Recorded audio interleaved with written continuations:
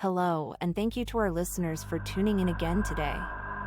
HAIM Horror Radio will be uploading every evening as much as possible, and we don't ask for subscriptions, but we do beg.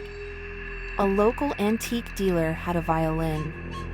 One day, a boy came into the shop and asked, "That violin, how much is it?" When the owner told him the price, the boy said he didn't have enough money. Disappointment filled the boy's face, but he said he'd come back later with the money.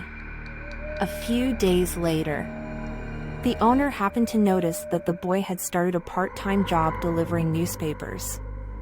The boy was riding up a hill with a stack of newspapers on a bike that was too big for him. The owner watched as the boy pedaled hard. The owner is looking at his shop as usual when a gentleman in a suit walks in.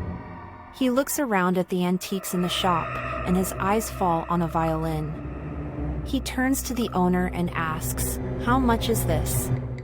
When the owner replied, "No, that violin is." The man liked the violin.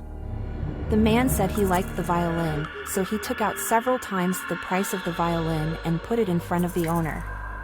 The owner was faced with an unexpected amount of money. "I'm sorry.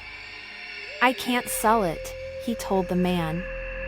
The man was very disappointed, but he had no choice but to leave. Many months later, "That violin, do you still have it?"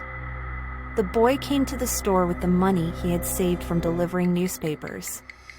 But there was no violin in sight. The boy looked around, searching for it. The owner appeared, smiling. "I've been waiting." He fetches the violin from his stash and holds it out in front of the boy.